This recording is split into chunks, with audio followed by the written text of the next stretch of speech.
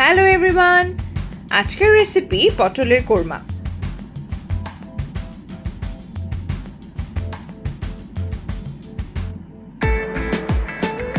পটলের কোরমা প্রস্তুত করতে প্রথমে একটি পাত্রে পরিমাণ মতো তেল দিয়ে তেল গরম করে নিন।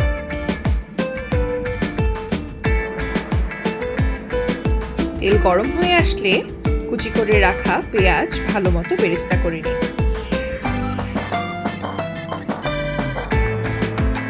বেরেস্তা করার সময় অল্প করে ঘি চাইলে দিয়ে নিন। বেরেস্তা হয়ে গেলে একটি পাত্রে তা উঠিয়ে রাখুন। একই পাত্রে গরম মশলা দিয়ে তা ভালো মতো ভেজে নিন এবং পানি দিয়ে নিন। অল্প পরিমাণে লবণ দিন।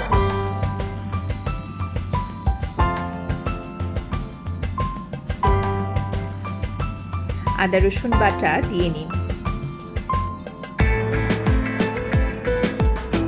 এরপর গুঁড়া মশলা, জিরা গুঁড়া, মরিচ গুঁড়ো দিয়ে ভালো মতো মশলার সাথে তা কষিয়ে নিন।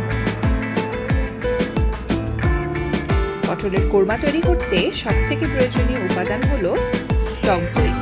টক দই দিয়ে অল্প তেল দিয়ে আবার ভালো মতো ঝোলকে ফুটিয়ে নিন।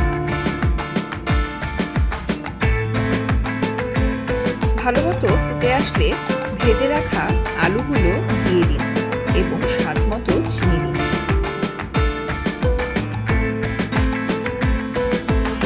এরপর আলু মাখা মাখা হয়ে আসলে ভেজে রাখা পটলগুলো আলুর মধ্যে দিয়ে ভালো মতো কষিয়ে নিন।